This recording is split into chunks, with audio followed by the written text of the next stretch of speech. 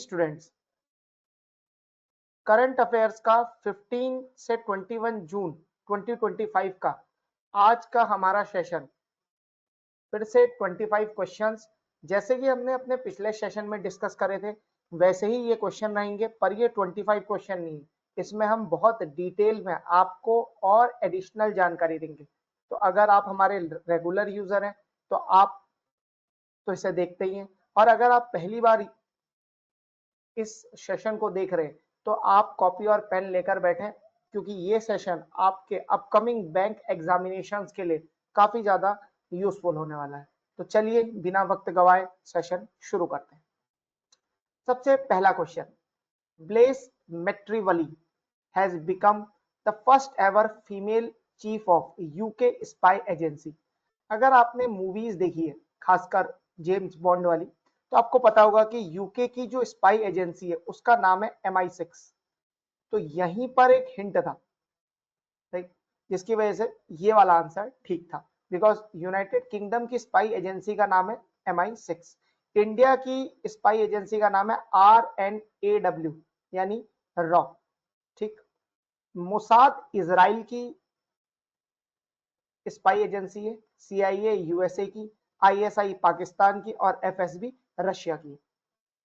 अच्छा, ब्लेस मेट्रेवली ये पहली फीमेल चीफ बनी है, तो ये क्वेश्चन बहुत ज्यादा इंपॉर्टेंट हो जाता है। अगर आप अभी के हाल ही के क्वेश्चंस को देखते हैं तो फर्स्ट एवर वैसे ही बहुत इंपॉर्टेंट है, और फिर फीमेल तो बहुत ज्यादा इंपॉर्टेंट है। ठीक, अच्छा, ये जो फीमेल चीफ है ये अपॉइंट करी गई यूके के प्राइम मिनिस्टर के द्वारा, और अभी जो यूके के करंट प्राइम मिनिस्टर है उनका नाम है कीर स्टारमर। तो ये एक और बड़ी इंपॉर्टेंट इंफॉर्मेशन आपके लिए। टोटल 4 कैंडिडेट्स है जिनमें से इन्हें सेलेक्ट किया गया। अच्छा, एक और बात है, अक्सर इन स्पाई एजेंसीज के चीफ्स का नाम दुनिया को पता होता है।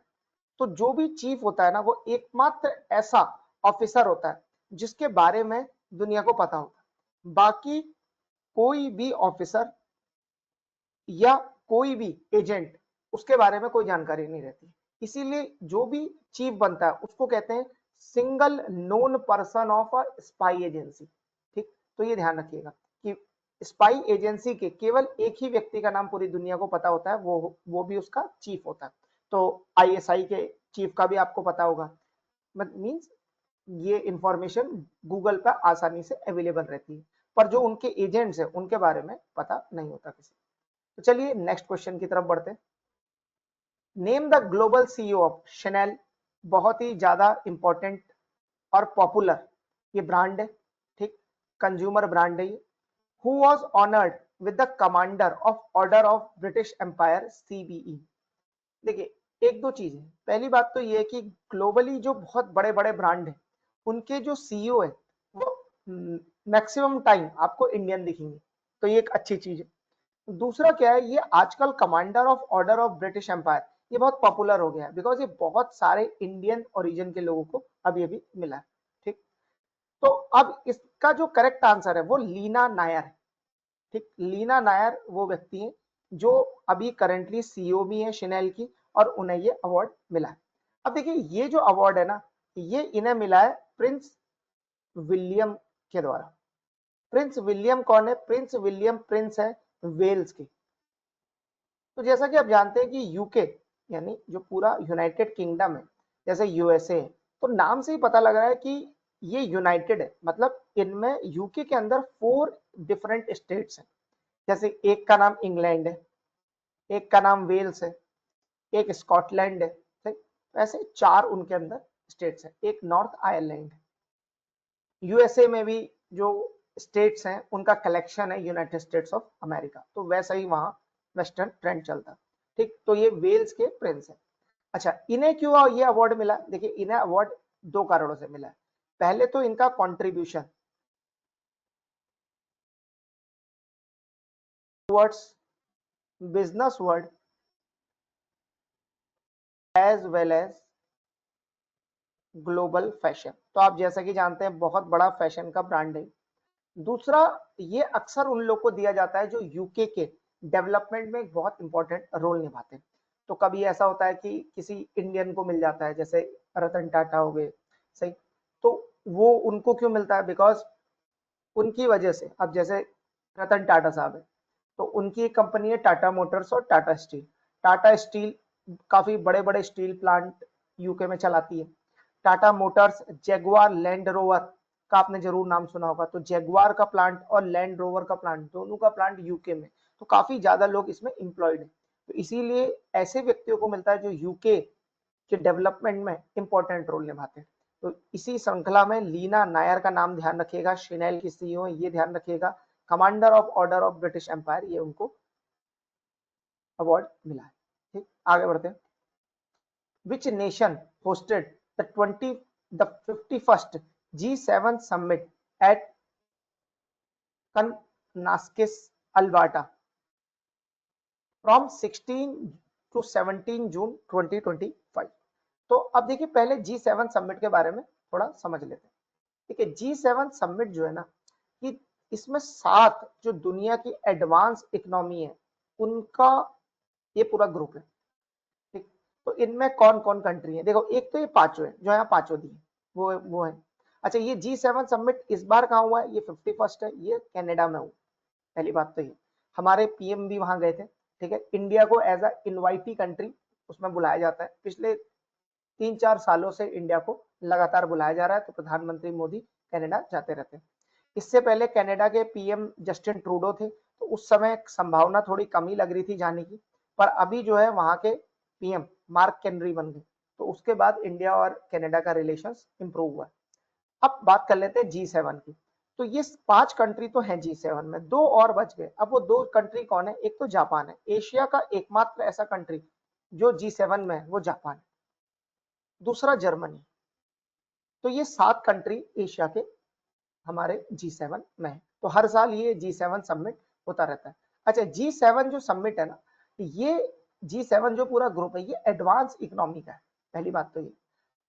अब इसमें क्या है कि इसमें एक ट्विस्ट है। 1997 में G7 था G8। ठीक, तो G7 में एक और एडिशनल कंट्री हुआ करता था, रशिया। 2020 2014 तक ये G7 कंट्री रहा, पर 2014 में रशिया ने एक ऐसा काम किया जिसके बाद रशिया को G7 G8 ग्रुप से निकाल दिया, और फिर ये ग्रुप G7 बन गया। तो ऐसा क्या किया रशिया ने? रशिया ने किया एनेक्सेशन ऑफ क्रीमिया। ये एक बड़ी घटना हुई थी। उसके बाद G7 कंट्रीज ने रशिया को निकाल दिया।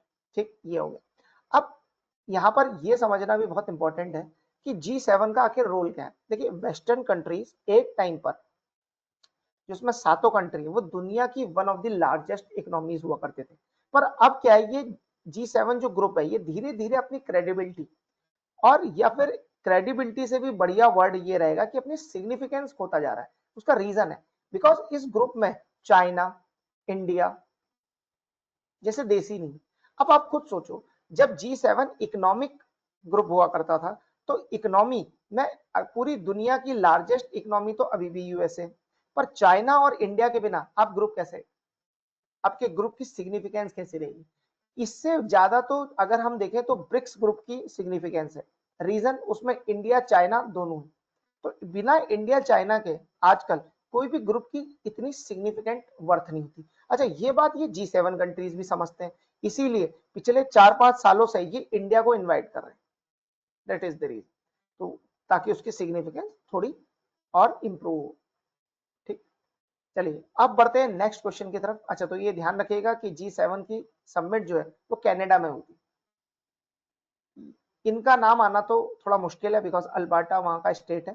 कनाडा बहुत इंपॉर्टेंट है, कनाडा आप ध्यान रखिएगा जो। ठीक, अगला क्वेश्चन की तरफ बढ़ते हैं। अंडर सीड्स, तो सबसे पहले तो ये सीड्स जो इनिशिएटिव है गवर्नमेंट का, उसकी फुल फॉर्म याद करना इंपॉर्टेंट है। Supply of equipment for efficient development of SMEs initiative, which country did India dispatch machinery for passion fruit processing? आपको ये इमेज दिख रही होगी, एक्चुअली ये पैशन फ्रूट है। ये होता कहाँ है? ये होता है सूरीनाम में। सूरीनेम नहीं है इस कंट्री का, वो इसका नाम है सूरीनाम। सही है, हिंदी में ये पढ़ते हैं। अब जरा ध्यान से समझिए ये कंट्री है कहाँ। देखिए नॉर्थ अमेरिका में दो बड़े बड़े कंट्री, एक तो यूएसए और एक कनाडा। तो अगर आप नॉर्थ अमेरिका कॉन्टिनेंट से साउथ में आ जाए तो साउथ अमेरिकन कॉन्टिनेंट पड़ता है। साउथ अमेरिकन कॉन्टिनेंट में इधर तो पूरा ब्राजील है, ब्राजील के बाद एक कंट्री यहाँ, एक दूसरा कंट्री यहाँ, ये जो कंट्री है इसका नाम है सूरीनाम। इसकी जो कैपिटल है उस कैपिटल का नाम है माराकाइबो। ठीक, तो इसकी जो कैपिटल है उसका नाम है सॉरी पारा मराइबो। नाम सेम ही है, थोड़ा सा ऊपर नीचे। ठीक, मारा पारा मराइबो। ठीक, ये जो कंट्री है ना यहाँ पर जो मैंने बताया था आपको, ये है फ्रेंच गिनी। ठीक, फ्रेंच गिनी। अब ये दो कंट्रीज का आप ध्यान रखिएगा, क्यों? बिकॉज ये जो सीड्स इनिशिएटिव है इसमें भारत ने मशीनरी दी है किसको? पैशन फ्रूट प्रोसेसिंग को के लिए, और ये दी किसको है? सूरीनाम कंट्री को। देखिए इंडिया क्या कर रहा है, इंडिया जो साउथ अमेरिकन कंट्री है एज वेल एज जो अफ्रीकन कंट्री है, उधर काफी इंडिया का अभी फोकस है। उसका रीजन है बिकॉज इंडिया क्या चाहता है कि इंडिया उनके लिए एक बहुत इंपॉर्टेंट रोल प्ले करे, ताकि जब इनका डेवलपमेंट हो और इनकी इकोनॉमी बढ़े तो उसमें इंडिया को political as well as economical दोनों बेनिफिट्स हो। तो इंडिया बहुत सारे initiative South American country as well as African countries के लिए चलाता है। अब इस पूरे इनिशिएटिव का फायदा क्या है? देखिए ये पूरा इनिशिएटिव जो है ना, सूरीनाम कोई रिच कंट्री तो है नहीं, पुअर ही कंट्री है। तो यहाँ पर भी एसएमई यानी स्मॉल और मीडियम इंटरप्राइजेस है, ये पूरा इनिशिएटिव उनकी इनकम बूस्ट करने में बड़ा काम आएगा, बिकॉज ये फ्रूट वहाँ काफी अबंडेंट रहता है। तो अगर हम फूड की प्रोसेसिंग कर ले तो होता क्या है कि इससे एक तो फ्रूट की शेल्फ लाइफ बढ़ जाती है। ठीक, दूसरा क्या होता है, जो इनकम होती है वो ज्यादा हो जाती है। तो प्रोसेस्ड फूड कैटेगरी में हमेशा इनकम ज्यादा होती है एज फार एज रॉ आप फूड को एक्सपोर्ट करें या इंपोर्ट करें। तो दैट इज द थिंग, इसीलिए फूड प्रोसेसिंग में इंडिया में भी काफी ध्यान दिया जा रहा है। साथ ही साथ ऐसे कंट्रीज जहां की इकोनॉमी अभी भी एग्रीकल्चर पर डिपेंड करती है उधर भी इस पर काफी ध्यान दिया जा रहा है। तो इसी श्रृंखला में इंडिया ने सूरीनाम को ये पूरे मशीन एक्सपोर्ट करी। ठीक, अब बढ़ते हैं नेक्स्ट क्वेश्चन की तरफ। The book India 500 Years of History of the Subcontinent is written by, one liner question है। ठीक, इसका सही आंसर है ऑन्द्रे तुर्स्किन। अब देखिए जितने भी यहाँ पर ऑथर दिए ये सब बड़े इंपॉर्टेंट है हिस्टोरिकली। जैसे रोमिला थापर है, काफी इंपॉर्टेंट इंडियन हिस्टोरियन है। रामचंद्र गुहा है, अमिताव घोष है, विलियम डेलरी टेम्पल है, ये सब इंपॉर्टेंट आपके हिस्टोरियन है। अब जो ये हिस्टोरियन है ऑन्द्रे, ऑन्द्रे की जो एक्सपर्टीज है, अब देखिए हिस्ट्री में भी एक्सपर्टीज होती है, इनकी जो एक्सपर्टीज है ना वो साउथ एशिया पर है। ठीक है, तो जब भी ये कोई बुक लिखती है, ठीक, तो या इंडिया के बारे में या साउथ एशिया के बारे में कमेंट करती है तो उसका बड़ा सिग्निफिकेंस होता है। ठीक, तो ये एक यूनिवर्सिटी है रटजर्स, वहां ये प्रोफेसर। ठीक, तो ये बुक जो है इनका एक कॉम्प्रिहेंसिव ओवरव्यू है on Indian history particular from Indus valley civilisation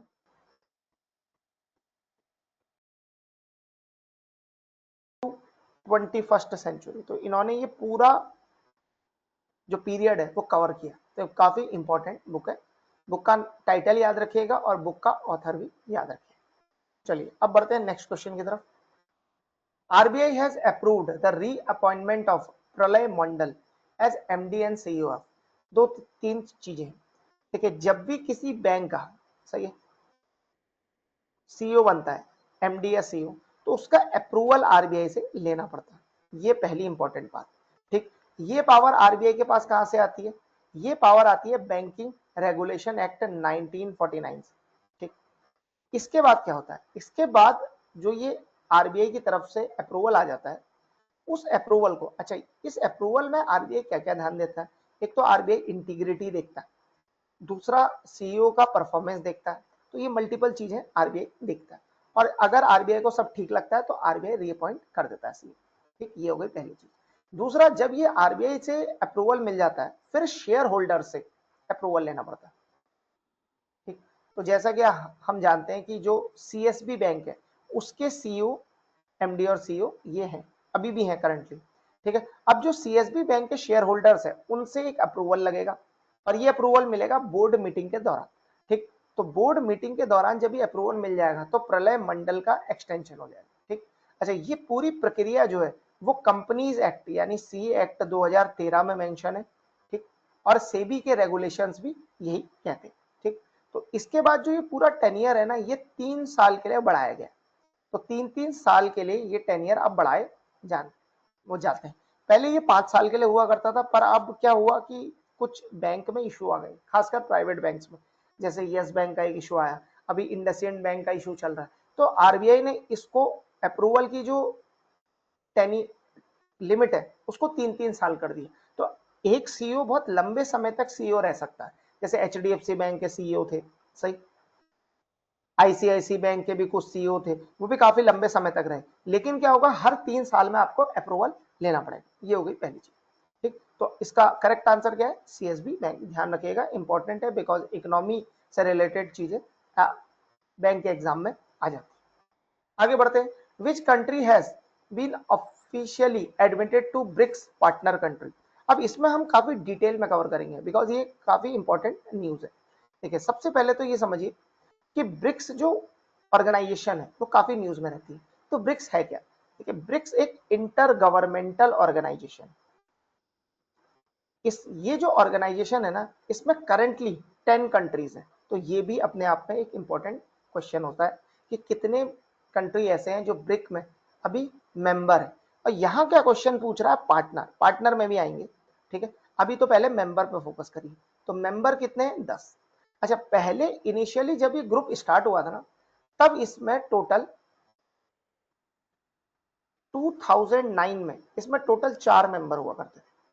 अच्छा, ये जो ब्रिक का एक्रोनिम है, ये सबसे पहले जेपी मॉर्गन के एक इकोनॉमिस्ट हुआ करते थे, उनकी तरफ से ये दिया गया। उनका नाम था जिम ओ नील। ठीक, तो जिम ओ नील की तरफ से ये पूरा एक्रोनिम दिया गया था। इसके बाद, अच्छा, जिम ओ नील ने जो ये एक्रोनिम दिया था ये 2001 में दे दिया था। उसके बाद ये चारों देश मिले रशिया की लीडरशिप में और एक ग्रुप बन गया है ब्रिक। 2010 में इस ग्रुप को ज्वाइन किया साउथ अफ्रीका ने, तब इस ग्रुप का नाम पड़ा ब्रिक्स। तो जैसा कि आप देख रहे हैं, ब्राजील, रशिया, इंडिया, चाइना और साउथ अफ्रीका। ठीक, अच्छा, सबसे पहला जो इसका समिट हुआ था और सबसे पहला जो चेयर था वो रशिया था। तो ये ध्यान रखिएगा, अभी मैंने आपको बताया कि रशिया के इनिशिएटिव में वो सब हो। अच्छा, 2010 से अभी 2024 तक ये ग्रुप में केवल 5 कंट्री रहे। धीरे धीरे इस ग्रुप की सिग्निफिकेंस बढ़ने लगी। 2024 में जब इसकी मेंबरशिप ओपन करी गई तो इसमें कई देशों ने अप्लाई करा, जिसमें ईरान, इजिप्ट, इथोपिया और यूएई को मेंबरशिप 2024 में ही मिल गई। तो 5 तो ये देश हो गए, 4 ये हुए टोटल। एक कंट्री 2025 में ऐड हुआ और इस कंट्री का नाम है इंडोनेशिया। तो टोटल इसमें कितने अभी कंट्री हो गए? 10। अब बात करते हैं कि पार्टनर्स कंट्री क्या होता है। अच्छा, जैसे ही इसमें 10 कंट्री हुए ना, तो इसका नाम रख दिया ब्रिक्स प्लस। ठीक, तो ब्रिक्स प्लस अब इसका नाम है, बिकॉज अब एडिशनल 5 मेंबर इसमें जुड़ चुके। ठीक, अब क्या होता है, पार्टनर कंट्री वो होते हैं जो अभी तो इस ग्रुप का पार्ट नहीं है, पर फ्यूचर में वो इस ग्रुप का पार्ट होना चाहते हैं। तो एक नई स्कीम आजकल इन्होंने, ब्रिक्स वालों ने चलाई है। उसमें क्या है, ये पहले कंट्री को पार्टनर कंट्री बनाते हैं। तो ईरान भी कई साल पार्टनर कंट्री रहा, फिर उसको मेंबरशिप दे दी। अच्छा, बाकी जैसे जो वेस्टर्न कंट्रीज ने ग्रुप बनाया, उसमें क्या होता है, वो लोग पहले इनवाइट भेजते हैं। तो ऐसे कई बार वो लोग इनवाइट करते हैं, फिर पर्टिकुलर कंट्री उन ग्रुप्स की डीलिंग, उस ग्रुप्स की मीटिंग्स में भाग लेता है। तो इसके बाद उसको पता वो होता है कि ग्रुप का ऑब्जेक्टिव क्या है, ग्रुप क्या क्या काम करता है। तो धीरे धीरे वो क्या होता है, मेंबरशिप की तरफ बढ़ता है और एक दिन वो मेंबर बन जाता है। तो ये पूरा प्रोसेस है, एकदम से किसी को पार्टनर, एकदम से किसी को मेंबर नहीं बनाते, पहले पार्टनर कंट्री। अब सवाल ये है कि ब्रिक्स के कितने पार्टनर कंट्री? देखिए, ब्रिक्स के 13 पार्टनर कंट्री हैं फिलहाल। 13 में से 5 नाम तो आपको यहाँ दिए, देखो ठीक है, ये 5 नाम आपको दिए। और कौन कौन से नाम है? Algeria, Belarus, Bolivia, Cuba, Indonesia, Kazakhstan, Nigeria और टर्की। ये सब नाम आप लिख लीजिए। आपको टोटल 13 मेंबर्स का पता होना चाहिए। अब इसमें से which country has officially admitted to BRICS partner country, ये जो कंट्री है ये अभी सबसे लेटेस्ट एडिशन है वियतनाम। मैप में भी देखो आपको वियतनाम की लोकेशन दिखेगी। वियतनाम अभी इसमें ये वाला एरिया, देखो ये वाला कंट्री बिल्कुल चाइना के साथ इसकी बॉर्डर सटी हुई। इसकी कैपिटल हनोई, ठीक है, ये आप ध्यान रखिएगा। अच्छा, कुछ और कंट्रीज को यहीं कवर कर लेते हैं, बिकॉज ये जो साउथ चाइना सी वाले कंट्री है ना, बेसिकली आसियान कंट्री है ये सब, ये बड़े न्यूज में रहते हैं बिकॉज इनका चाइना से काफी इशू चलता रहता है। ठीक है, सबसे पहले तो ये जो कंट्री है ये ताइवान है, इसकी कैपिटल है ताइपे। ठीक, इनका इशू तो चलता ही रहता है आपस में।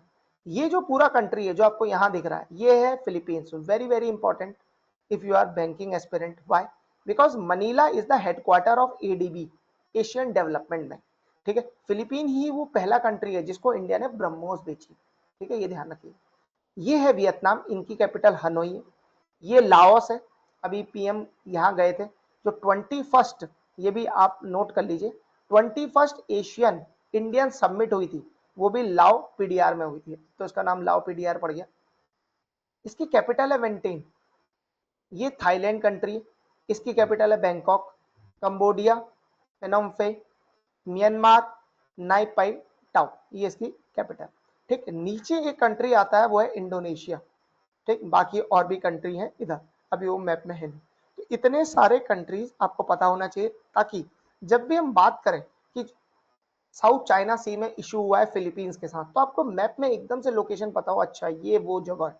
ठीक है, बिकॉज यहाँ आप देख रहे हैं साउथ चाइना सी है और इतना बड़ा समुद्र है, तो ये लोग हमेशा क्या होते हैं, आपस में इनका टसल चलता रहता है।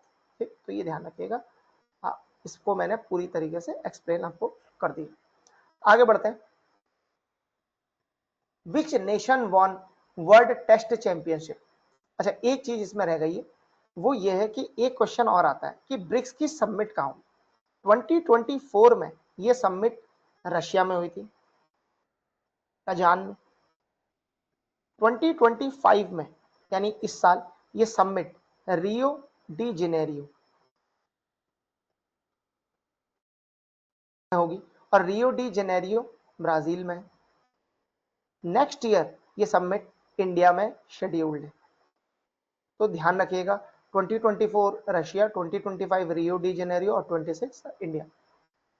ये भी एक क्वेश्चन इंपॉर्टेंट है। आगे बढ़ते हैं। Which nation won world test championship? It's first ICC title in 27 years. अगर आप थोड़ा सा ऑप्शन देखें तो आपको, अगर इसके बारे में कुछ भी ना पता हो, तो इसका आंसर साउथ अफ्रीका है। वाई? बिकॉज साउथ अफ्रीका कोई भी आईसीसी ट्रॉफी नहीं जीता है पिछले 27 सालों में। आज से पहले ये ट्रॉफी जीते थे 1998 में। तब एक लीग हुआ करती थी जिसे कहते थे नॉकआउट ट्रॉफी। आज इस लीग का नाम पड़ गया है चैंपियंस ट्रॉफी।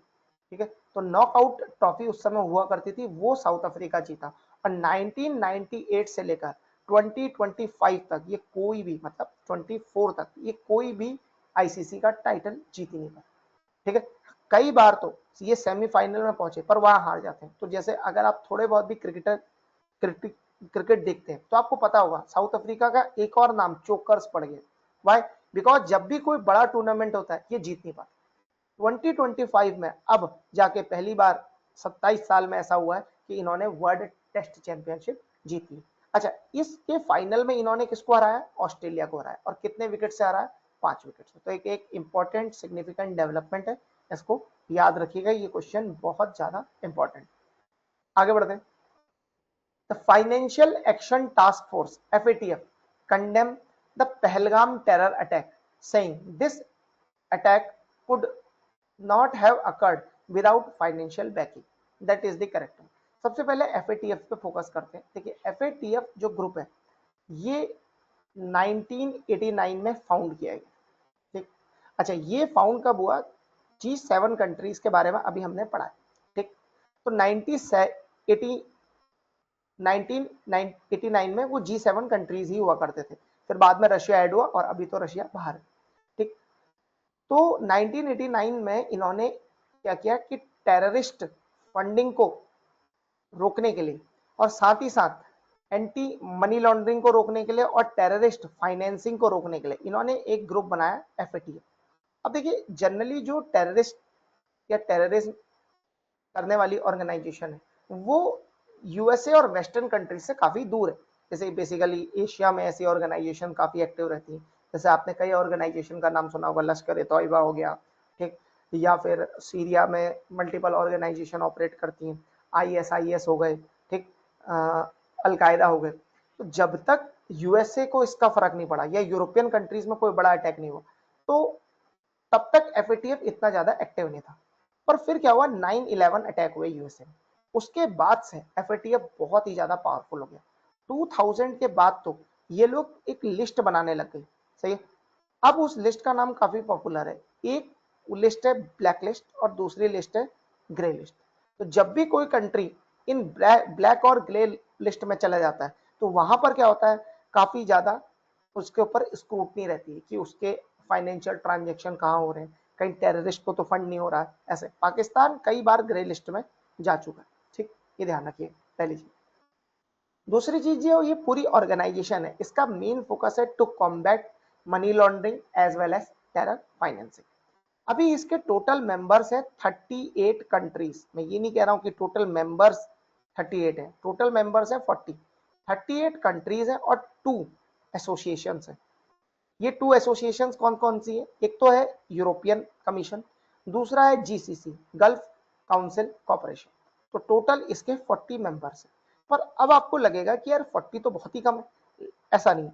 187 कंट्रीज में ये विभिन्न ऑर्गेनाइजेशन की हेल्प से अपने जो भी ऑब्जेक्टिव्स है, अपने जो भी रूल हैं जिनकी वजह से टेरर फाइनेंसिंग और मनी लॉन्ड्रिंग को रोका जा सकता है, उसको ये इंप्लीमेंट करते थे। तो one of the most powerful organisation है और इसमें वो 40 बड़े बड़े देश हैं जहां से पैसा और इन्वेस्टमेंट आता है। तो जैसे ही एफएटीएफ किसी कंट्री को ब्लैक लिस्ट या ग्रे लिस्ट में डाल देता है तो उस कंट्री का एफडीआई, उस कंट्री का ट्रेड में इन्वॉल्वमेंट वो काफी कम हो जाता है और हर ट्रांजेक्शन की फाइनेंशियल स्क्रूटनी होती।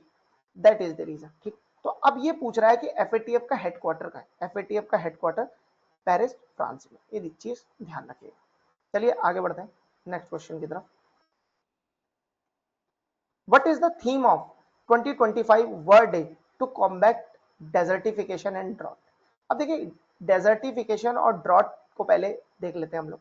देखिए, ये जो पूरी ऑर्गेनाइजेशन है, ठीक, एक पूरी ऑर्गेनाइजेशन है जिसकी वजह से ये दिन सेलिब्रेट किया जाता है।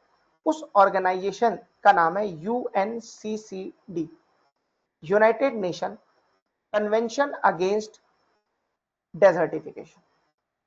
तो फिर मैं बोल देता हूं, यूनाइटेड नेशन कन्वेंशन अगेंस्ट कॉम्बैक्टिंग वो डेजर्टिफिकेशन। तो ये चीज ध्यान रखिएगा, ठीक है। ये ऑर्गेनाइजेशन ने 1999 से ये world day of to combat desertification and drought मनाना शुरू करा। ये डे होता कब है, 17 जून, ये ध्यान रखिएगा। तो एक तो डेट इंपॉर्टेंट हो गई, पहली बात। दूसरा ये कि ये ऑर्गेनाइजेशन कौन सी है इसके पीछे जो ये डे मनाती है, यूएनसीसीडी। तीसरा ये इंपॉर्टेंट है कि इस दिन की थीम क्या है। तो थीम है restore the land and unlock the opportunities.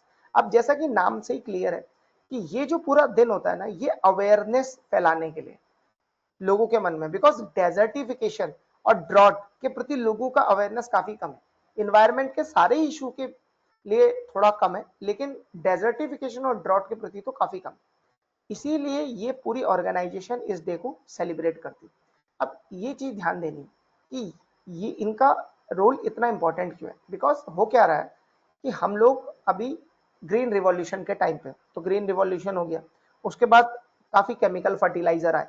अब केमिकल फर्टिलाइजर और एडवांस सीड्स की वजह से क्या हुआ, जो हमारी सॉइल है उसमें पहले हम साल भर में एक फसल ले पाते थे, अब हम दो दो या तीन तीन लेते हैं। इसकी वजह से क्या होता है, जो सॉइल में ओवर फर्टिलाइजेशन हो जाता है, तो हम क्या करते हैं, उसमें ज्यादा केमिकल डाल देते हैं, जिसकी वजह से धीरे धीरे क्या हो रहा है, दुनिया का जो लैंड है वो डिग्रेड हो रहा है। एक रीजन एग्रीकल्चर ही नहीं है, और भी मल्टीपल कई रीजन। तो इंडिया का अभी लेटेस्ट टारगेट है, ये आप ध्यान रखिएगा, इंडिया का ये टारगेट है कि 26 मिलियन हेक्टेयर जो लैंड है उसे रिस्टोर करना है। ये कौन सा लैंड है जो अभी खराब हो गया, जिसका कोई यूज नहीं हो रहा, इसको रिस्टोर करना है बाय द ईयर 2030। ये भी ध्यान रखना। तो ये जो ऑर्गेनाइजेशन है ये कंट्रीज को अवेयर करती है, कंट्रीज को टारगेट देती है कि आप क्या करें, लैंड को रिस्टोर करें। बिकॉज लैंड जो है वो बड़ा लिमिटेड है, और इंडिया में तो स्थिति और थोड़ी खराब है। हमारे पास अप्रोक्सीमेटली 2.3% लैंड है ऑल ओवर वर्ल्ड का, जबकि पॉपुलेशन अप्रोक्सीमेटली 17 के आसपास। दैट इज द रीजन कि land is very very important for all of us. आगे बढ़ते हैं। Prime minister Narendra Modi was conferred with Grand Cross of Order Macarius third highest civilian honour of which country. इसका सही answer है Cyprus.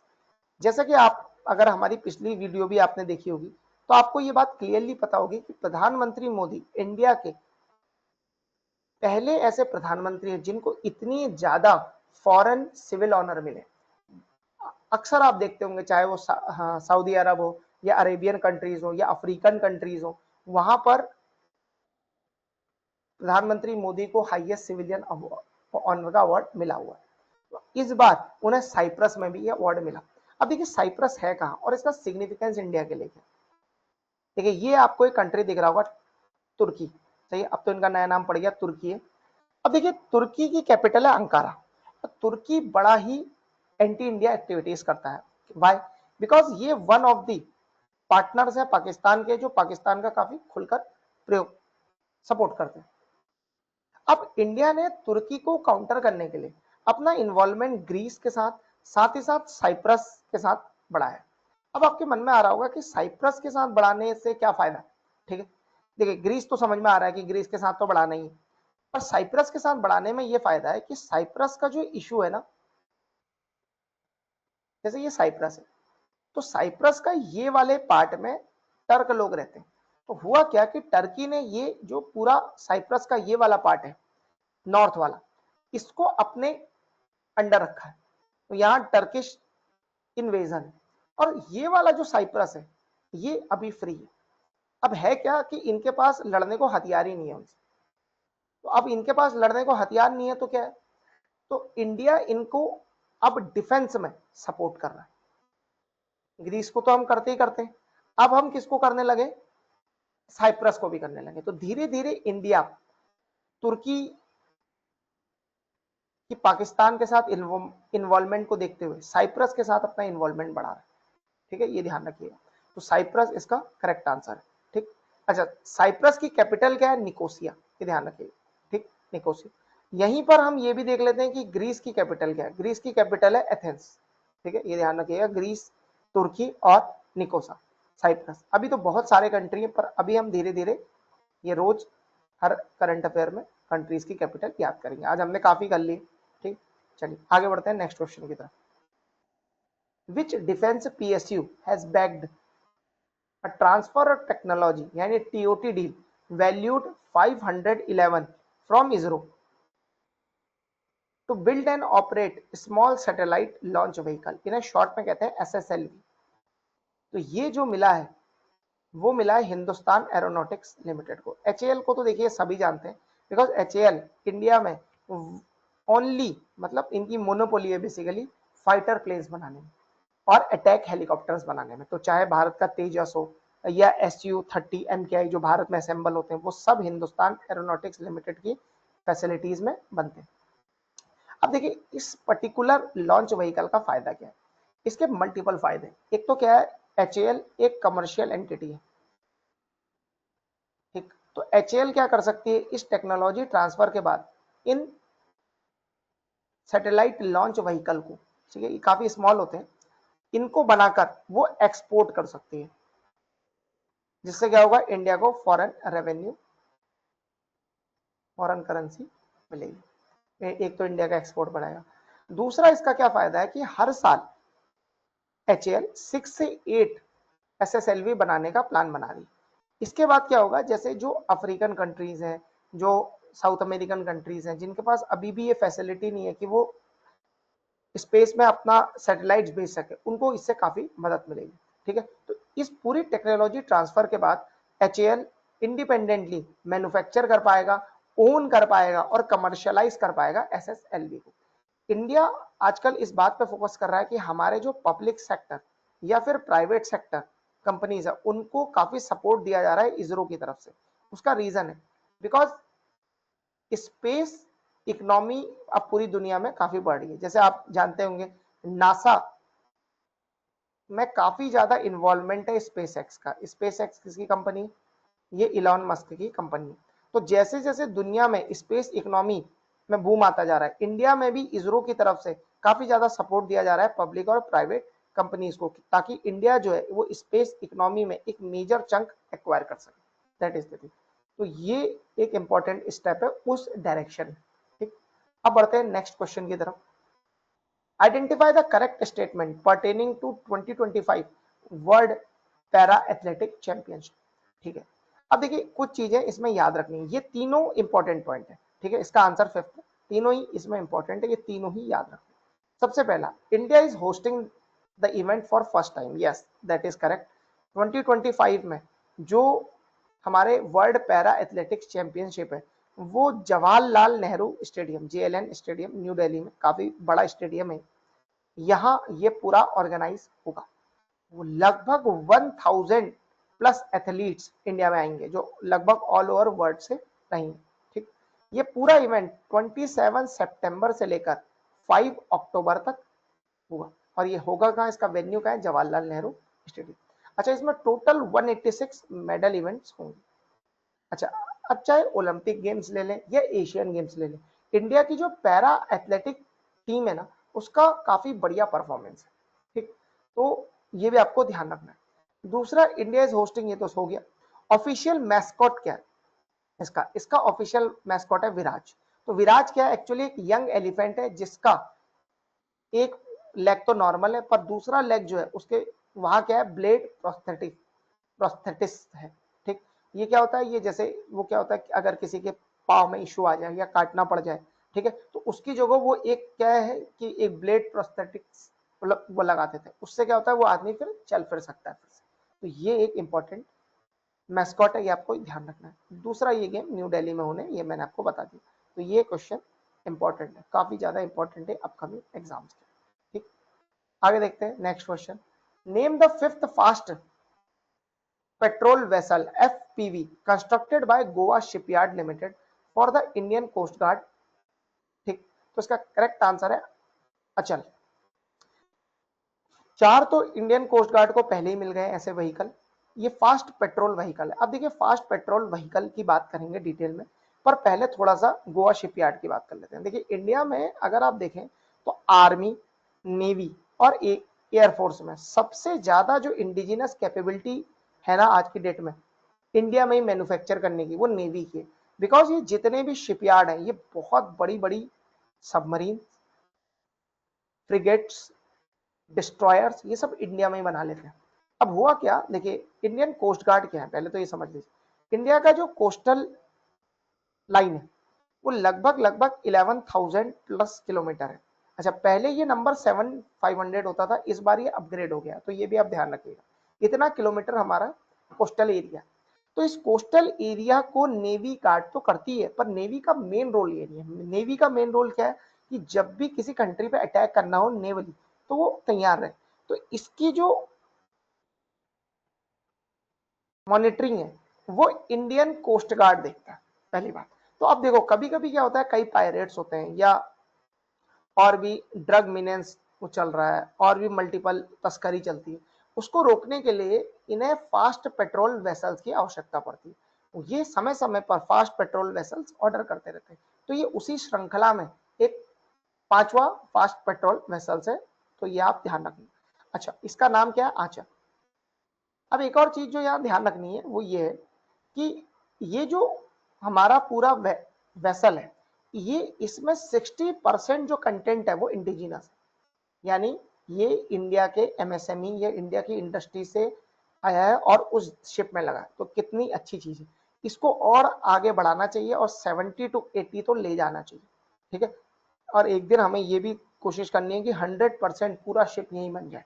ठीक है, ये एक इंपॉर्टेंट चीज है। इससे क्या होता है?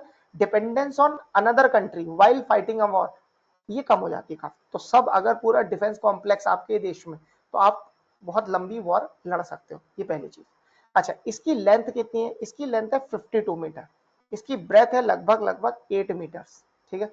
इसका डिस्प्लेसमेंट है लगभग 320 टन का, और ये मैक्सिमम स्पीड ले सकता है 27 नॉट्स।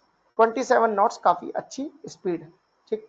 अब इसका मेन रोल क्या है? इसका मेन रोल है protection, monitoring, surveillance and control, ठीक। ये सब इसके मेन रोल है। टोटल कॉस्ट कितनी है इसकी? 475। इतना ध्यान रखिएगा। इस व्हीकल का नाम ध्यान रखिएगा, ये बनाया किसने ये ध्यान रखिएगा, second most important. Third most important है इसकी कॉस्ट। ये तीन चीजें बड़ी इंपॉर्टेंट, ठीक। अब आगे बढ़ते हैं। Which company will invest USD 233 million in India in 2025 to expand and updates its operation infrastructure? देखिए, एक कंपनी है जिसने 233 मिलियन भारत में इन्वेस्ट किए, और ये कंपनी कौन सी है? None another than Amazon.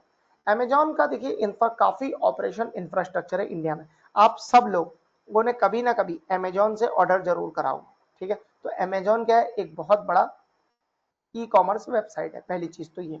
दूसरी, अमेजॉन इंडिया में और भी कई चीजें चलाता है, जैसे कि हमारा जो अमेजॉन प्राइम है, वो क्या है? वो पूरा वीडियो सर्विस प्रोवाइड करते हैं, पहली बात। दूसरा, अमेजॉन की AWS यानी क्लाउड सर्विसिंग भी चलती है इंडिया में। अमेजॉन काफी कुछ प्रोवाइड करता है। तो 233 मिलियन ये भारत में इन्वेस्ट कर रहा है। और ये इन्वेस्ट किस चीज में कर रहा है? एक तो ये करेगा अमेजॉन का जो पैन इंडिया नेटवर्क है उसे बढ़ाएगा। आप जानते हैं कि अमेजॉन की जो डिलीवरी है वो काफी अच्छी है, टाइम से हो जाती है। अगर आप प्राइम के मेंबर है तो 1 डे डिलीवरी है, और Tier 2 सिटीज में 2 डे डिलीवरी, ठीक। तो एक तो पैन ये हो गया। दूसरा क्या है कि ये अपने जो शॉर्टेशन हब्स हैं, डिलीवरी स्टेशन हैं, स्टोर्स हैं, उनकी संख्या बढ़ाएगा। इस सबसे क्या होगा? इंडिया में जो कस्टमर्स हैं उनका एक्सपीरियंस काफी बढ़ेगा, ये ध्यान रखिए। और कई लोगों को इससे रोजगार भी मिलता है। डिलीवरी जितने भी कंपनीज हैं, चाहे आपने डिलीवरी का नाम सुना हो, ब्लू डार्ट का नाम सुना हो, उन्हें काफी ऑर्डर्स मिलते हैं। अमेजॉन की तो अपनी भी पूरी सर्विस है, ठीक है, अमेजॉन सर्विस डिलीवरी की। वो इसमें भी कई लोगों को एम्प्लॉयमेंट मिलता है। तो ये क्या है? It is like a FDI in India. तो ये एक अच्छी बात है, ठीक? आगे बढ़ते हैं। Which city hosted 113th international labour conference ILC that adopted landmark convention on biological hazard in working environment? देखिए, ये थोड़ा सा टफ क्वेश्चन है, पर ये बड़ा इंपॉर्टेंट और सिग्निफिकेंट डेवलपमेंट है। एक्चुअली हुआ क्या, ये पूरी कॉन्फ्रेंस जो है वो 2 से लेकर 3 जून तक हुई, और इस कॉन्फ्रेंस में एक बहुत ही इंपॉर्टेंट माइलस्टोन अचीव किया गया। इंटरनेशनल लेबर ऑर्गेनाइजेशन ILO को तो आप जानते हैं, तो ये लोग लेबर्स के अधिकारों के लिए लड़ते रहते हैं। तो इस कॉन्फ्रेंस के दौरान इन्होंने क्या किया? पहला इंटरनेशनल स्टैंडर्ड सेट किया, ठीक। और ये सेट करते ही इन्होंने कन्वेंशन क्रिएट किया, और वो कन्वेंशन अडॉप्ट कर लिया, ठीक है। अभी कन्वेंशन में क्या है? इसमें यह है कि जो बायोलॉजिकल हैजार्ड्स, यानी ऐसी जगह हमारे लेबर्स काम करते हैं जहां पर बायोलॉजिकल हैजार्ड होने की संभावना है, तो वहां कौन से रूल्स एंड रेगुलेशंस फॉलो होंगे, क्या वर्किंग एनवायरनमेंट रहेगा, ठीक। और क्या क्या स्टेप्स लिए जाएंगे कि जो ऑक्यूपेशनल हेल्थ है और सेफ्टी है उसे ध्यान में रखा जा सके, उसके प्रति कोई कॉम्प्रोमाइज ना हो। जैसे let me give you an example. कई लोग ऑयल फील्ड्स में काम करते हैं, कई लोग गैस फील्ड्स में काम करते हैं। तो वहां पर क्या होता है? कई लोग माइनिंग एक्टिविटीज करते हैं, वहां पर प्रॉपर सिक्योरिटी और प्रॉपर किट्स नहीं दी जाती कई बार। तो ये एक बड़ा इशू। और भी मल्टीपल चीजें, ये तो मैं बहुत बेसिक चीजें बता रहा हूँ, बहुत ही ज्यादा मल्टीपल चीजें जिसका ध्यान नहीं रखा जाता आजकल। तो अब इस चीज को हटाने के लिए उन्होंने ये पूरा कन्वेंशन अडॉप्ट किया, और ये पूरा कन्वेंशन, ये पूरी कॉन्फ्रेंस कहाँ हुई? जहां ये कन्वेंशन अडॉप्ट हुआ वो हुई जेनेवा, स्विट्जरलैंड में। ये आप ध्यान रखिएगा। और ये पहली ऐसी कन्वेंशन है जिसमें इंटरनेशनल लेबर स्टैंडर्ड्स जो फोकस करते हैं बायोलॉजिकल हैजार्ड्स को टैकल करने के लिए, वहां पर फोकस किया, चलिए आगे बढ़ते हैं नेक्स्ट क्वेश्चन की तरफ। Which city topped the 2025 global liveability index. Index देखिए अपने आप में बहुत इंपॉर्टेंट है और आजकल अक्सर इंडिया की रैंकिंग इसमें पूछ लेता है, ठीक है, ये ध्यान रखना। अब ग्लोबल लिवेबिलिटी इंडेक्स क्या है, इसका मतलब ये है, इसमें करते ही है कि जो इकोनॉमिस्ट इंटेलिजेंस यूनिट है यानी ईआईयू, ये ऐसे सिटीज को वेरियस अदर मेजर्स में, जिसमें उनके 3-4 मेजर है, उनमें वो क्या करता है, उन्हें स्कोर देता है। अब ये जो स्कोर दिए जाते हैं ना, ये दिए कि बहुत मल्टीपल चीजों में दिए जाते हैं, उसमें मल्टीपल उनके मेजर्स हैं जिसमें ये स्कोर मिलते हैं। तो इसके हिसाब से ये डिसाइड होता है कि दुनिया में सबसे ज्यादा लिवेबिलिटी यानी सबसे बढ़िया सिटी कौन सा है।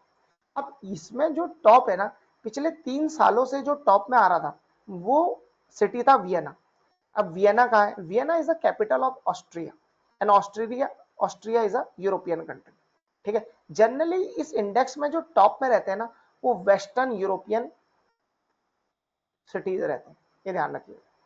3 साल से वियना था, पर इस साल थोड़ा उलटफेर हुआ और कोपेनहेगन ये फर्स्ट पोजीशन में आ गया। अब कोपेनहेगन का है, कोपेनहेगन डेनमार्क में, ठीक है। तो देखिए वेस्टर्न यूरोपियन सिटीज ही हैं दोनों। जूरिच हम सब जानते हैं स्विट्जरलैंड में, मेलबर्न तो ऑस्ट्रेलिया में, और जेनेवा जो है वो भी स्विट्जरलैंड में। तो मैंने आपसे जनरली बोला था कि जनरली जो टॉप में रहते हैं वो वेस्टर्न यूरोपियन कंट्रीज रहते हैं। अच्छा, इस पूरे जो सर्वे है, इसको ये पूरी इंडेक्स बनाने में 173 सिटीज का सर्वे किया गया, ठीक है। और इन्हें मल्टीपल फैक्टर्स जैसे कि हेल्थ केयर, स्टेबिलिटी, ठीक है, इंफ्रा और भी बहुत सारे उसमें इन्हें स्कोर दिया गया, ठीक। तो इसमें टॉप में ये रहे। अच्छा, अब लोएस्ट यानी सबसे नीचे कौन था, सबसे नीचे था सिटी डमास्कस, डमास्कस सीरिया में, ठीक है। इसके अलावा त्रिपोली, ढाका और कराची, ये सब सिटी जो है वो लोएस्ट थे, क्या ध्यान रखिएगा। अगर सबसे लोएस्ट पूछे तो वो कौन है, डमास्कस, ठीक है। टॉप में कौन है, कोपेनहेगन, ये ध्यान रखिएगा। इंडिया के कुछ सिटीज इसमें मेंशन हुए, पर वो सिटीज सारे बीच में, और जनरली वो काफी नीचे रहते हैं, तो वो इंपॉर्टेंट नहीं है, आपको टॉप वाला ध्यान रखना। आगे बढ़ते हैं। एज पर union ministry of education performance grading index PGI, ठीक है, 23-24 which state UT claim number 1 position. देखिए नंबर 1 पोजीशन चंडीगढ़ की, पहले तो ये आपको याद रखना है। दूसरा आपको क्या याद रखना है कि इसके मल्टीपल इंडिकेटर्स हैं, ठीक, इसके मल्टीपल इंडिकेटर्स हैं। तो ये इंडिकेटर्स कौन कौन से हैं, क्या हैं, वो यहां लिखे हैं। देखिए पहला इंडिकेटर है लर्निंग आउटकम एंड क्वालिटी, दूसरा है एसएस, तीसरा है इंफ्रास्ट्रक्चर एंड फैसिलिटी, चौथा है इक्विटी, पांचवा है गवर्नेंस प्रोसेस और छठा है टीचर एजुकेशन एंड ट्रेनिंग। ये सारे मिलाकर 73 इंडिकेटर्स हैं और इनमें मैक्सिमम स्कोर कितना मिलता है, 1000। अब आपको जान के बड़ा आश्चर्य हो जाएगा कि चंडीगढ़ हालांकि टॉप में है, पर अभी भी वो इस लिस्ट की ग्रेडिंग में दक्ष में नहीं आया, यानी वो इस लिस्ट में 91 स्कोर नहीं लाया, वो लाया 51 से 60।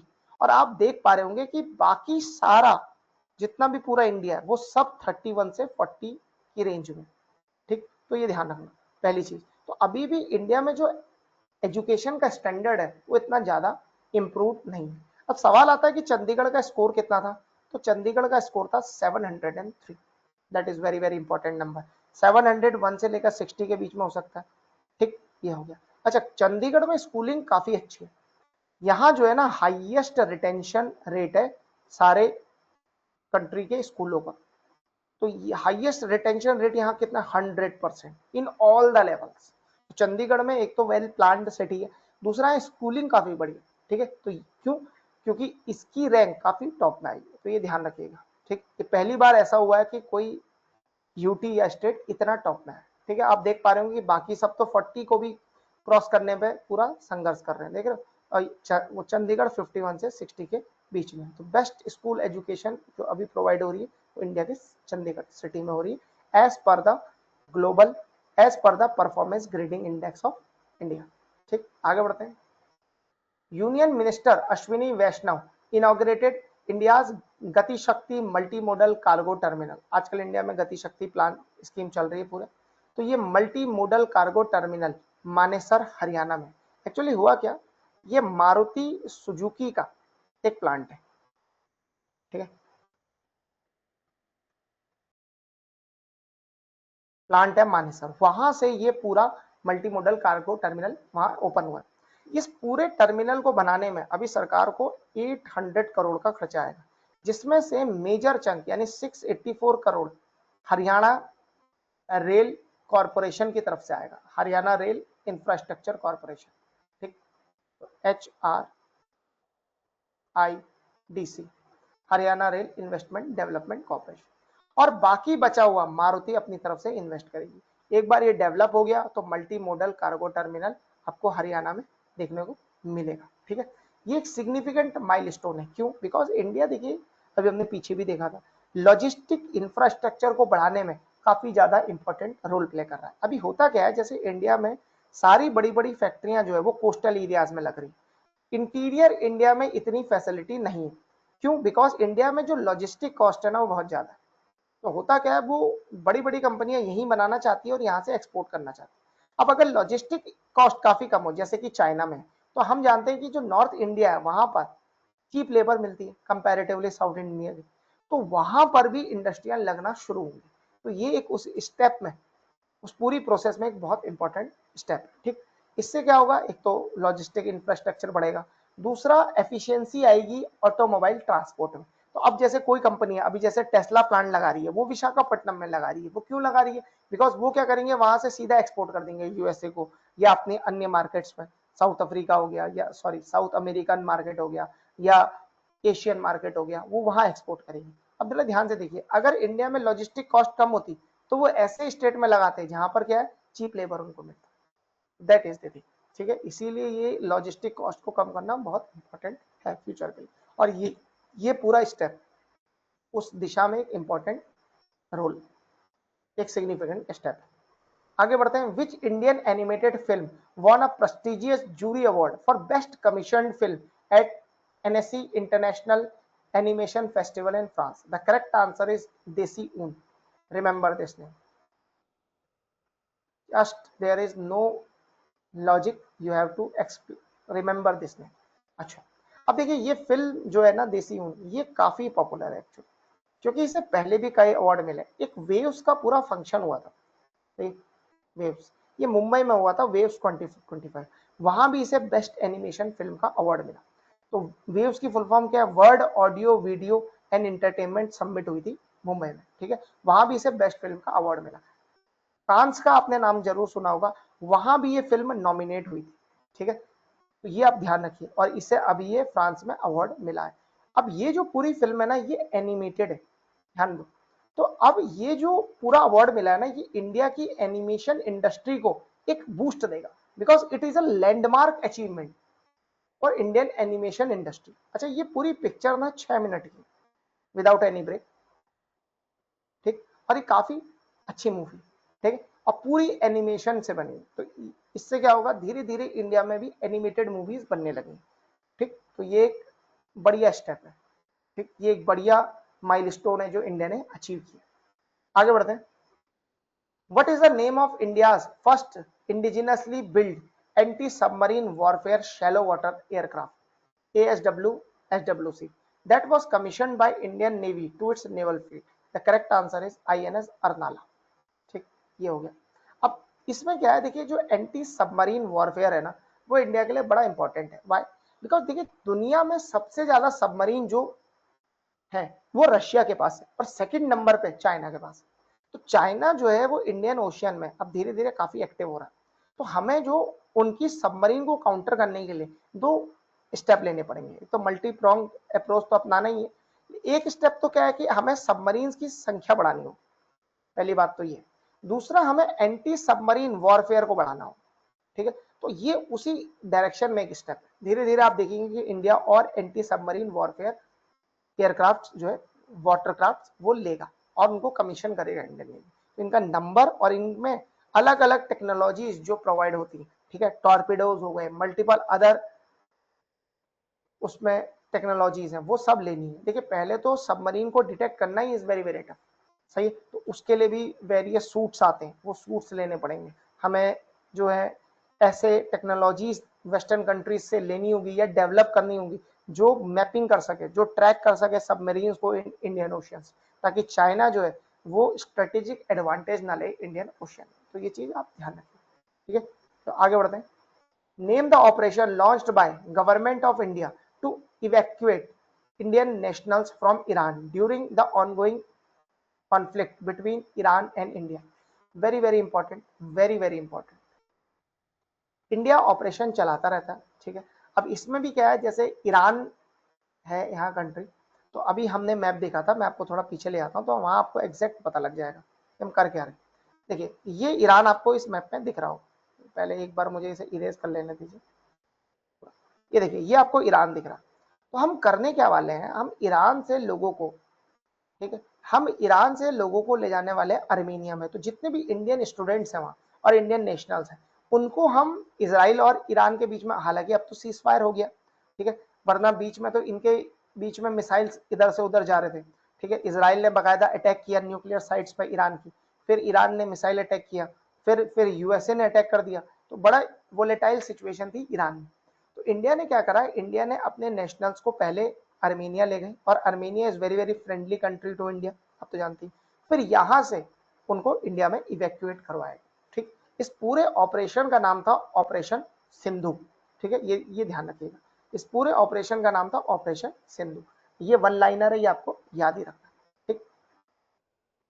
थैंक यू वेरी मच आज के सेशन के लिए। आप हमें जरूर बताएं कि आपको सेशन कैसा लगा, और आप कंटिन्यूअस रहें, बिकॉज हम क्या करेंगे, वीकली ये क्लास लाएंगे। तो अगर आप कंटिन्यूअस रहेंगे तो आप देखेंगे कि एग्जाम में बहुत सारे क्वेश्चन इन्हीं क्लासों से आएंगे, ठीक है। आपकी कोई रिकमेंडेशन हो तो आप हमें कमेंट सेक्शन में जरूर बताएं। Thank you very much.